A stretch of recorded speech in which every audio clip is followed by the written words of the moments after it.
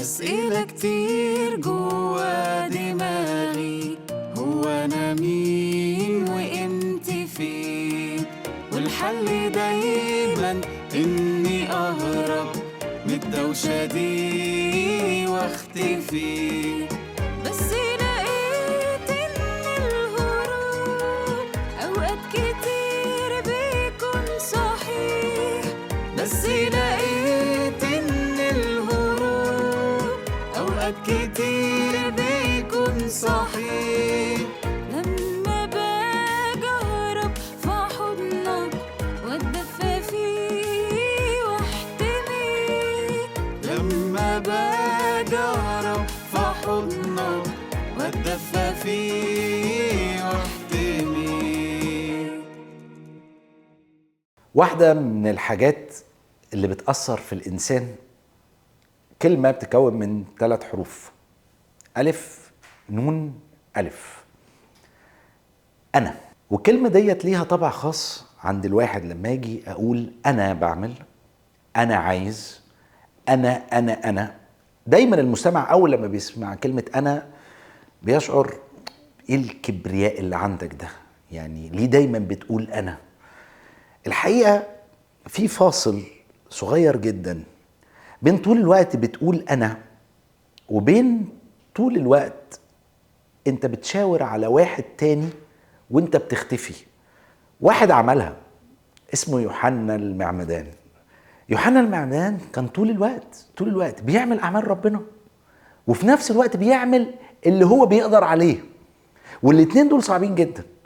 يوحنا المعمدان قبل ما يجي يسوع كان طول الوقت عمال بيعد الطريق ليسوع، بيحاول يجهز الطريق، وفجأة كده نكتشف اكتشاف جميل جدا ان يشاور عليه ويقول ينبغي ان ذاك يزيد واني انا انقص. المعادلة دي صعبة جدا. معادلة ازاي؟ ان زي ما بيقول العالم حقق ذاتك، وفي نفس الوقت ازاي وانا بحقق ذاتي امجد ربنا. ازاي تحصل دي؟ هقول لك على واحد جميل جدا في الكتاب المقدس في سفر الخروج اسمه موسى. موسى معنى اسمه المنتشل من الماء. ليه؟ لأن لما أخته أخدته وحطته في النهر النيل حصل إن لا يمكن أحد كان يتخيل إن موسى ده ينجو ولا موسى دوت يطلع بالمنظر ده.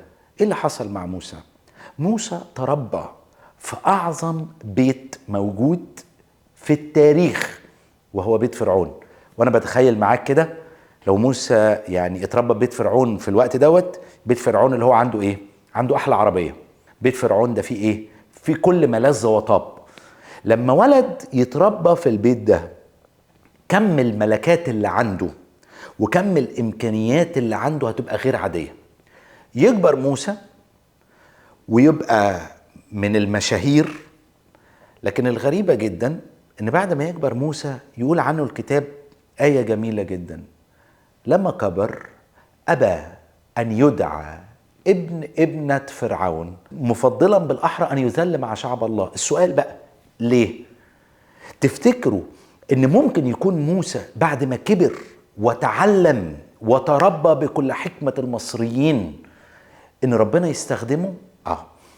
لما بتعرف إزاي بتكبر في حياتك وتنمو في حياتك الروحية والجسدية والنفسية، الرب بيعرف يستخدمك. عشان كده ساعات كتيرة جدا الناس بتقول ايه؟ لا خليني انا اكبر في حياتي الروحية وماليش دعوة باي حاجة تانية.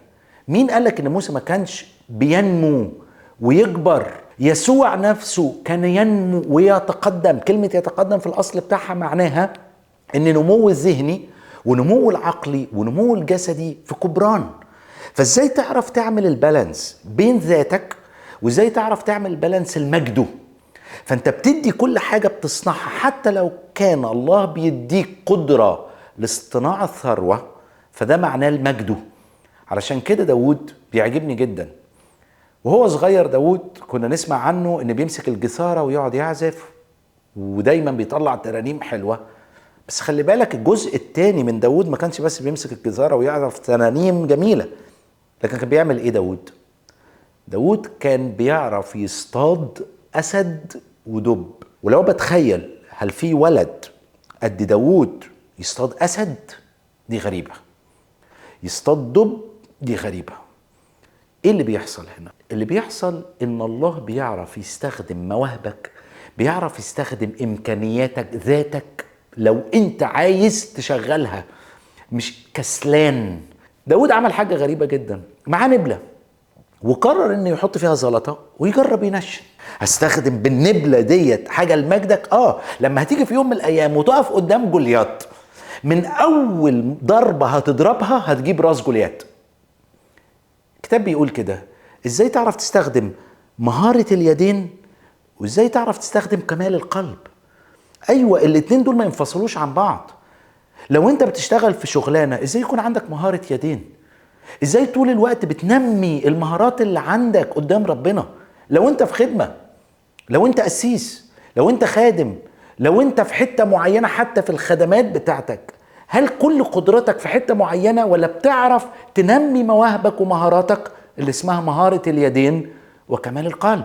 فانا ده ما بعملوش ليا، انا بعمله ليه والمجد. وكل ما فعلتم فاعملوا الكل من القلب للرب. عشان كده وانت بتتشجع في حياتك خلي بالك انك انت ذو قيمة، وانت بتستخدم كل حاجة بتستخدمها لمجد ربنا. قال احدهم كده في احد الكتب، قال انت مش عبارة عن معلقة، والمعلقة دي عبارة عن معلقة بلاستيك. ايه المعلقة البلاستيك؟ المعلقة البلاستيك دي ممكن اكل بيها كشري، ممكن اكل بيها ايس كريم، ممكن اكل بيها معلقة بلاستيك، وبعدين هيحصل فيها ايه؟ هترميها، ليس لها قيمة. ولا انت عبارة عن قطعة من الذهب. فانا عبارة عن قطعة جميلة جدا، ذهب ذو قيمة غالية قوي قوي قوي قوي، بس ما بتعملش بيها حاجة. قطعة الذهب دي بتعمل بيها ايه؟ ينفع احطها عندي في النيش، ينفع احطها في الدرج، ينفع احطها في حتة، بس انت ما عملتش بيها حاجة. طب انا عايزني اكون ايه؟ انا عايزك معلقة بس تكون ذهب. فالمعلقة الذهب بتستخدم وقيمتها فيها. المعلقة الذهب ينفع استعملها وفيها قيمة. المعلقة البلاستيك ملهاش قيمة.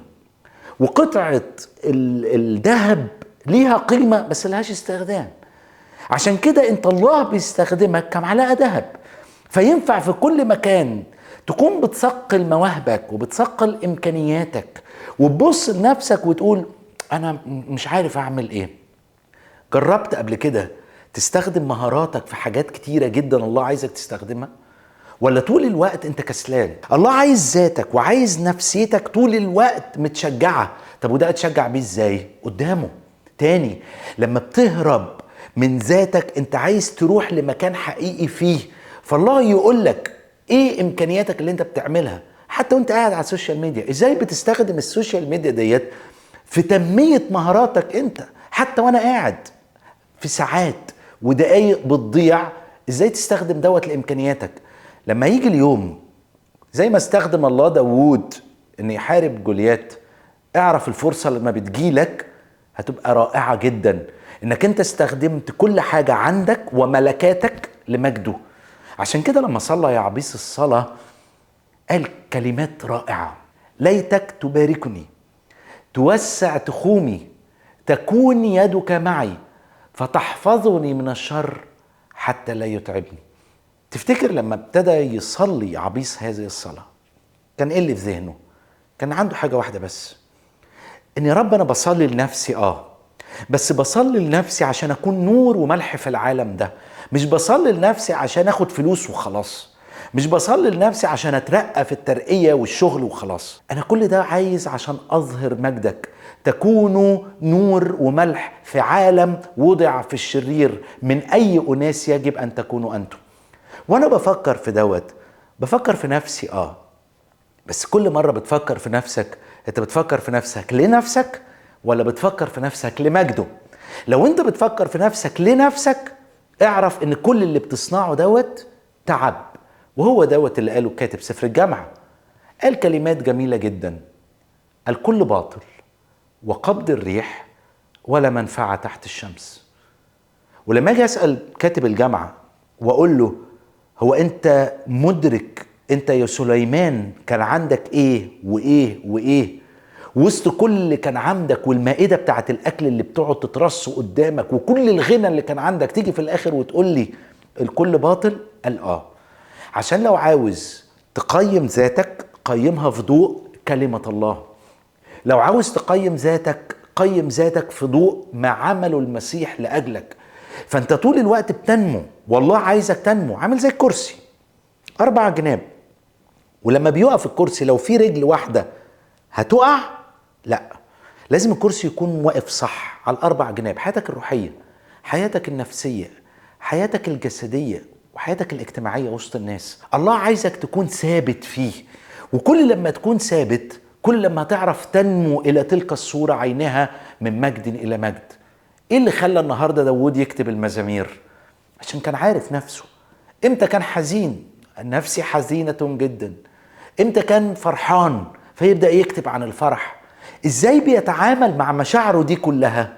لأنه شخص بيعرف يقعد قدام ربنا صح، عشان كده يعرف يستقي منه ويعرف ياخد منه حاجات كتيرة جدا. النهاردة وانت بتفكر في نفسك، فكر انت بتشاور عليه ينبغي أن ذاك يزيد. وانت في شغلك ينبغي أن ذاك يزيد. بتعمل كل حاجة بحاجتين، ايه هما؟ مهارة اليدين وكمال القلب. لو عرفت توصل للحتة دي وعرفت يكون عندك تواضع، ليس تواضع مزيف لكن تواضع حقيقي قدام ربنا، رب هيعليك قوي قوي قوي، وباركك فتكون بركة في شغلك، في دراستك، في بيتك، في أسرتك، في كنيستك، في خدمتك.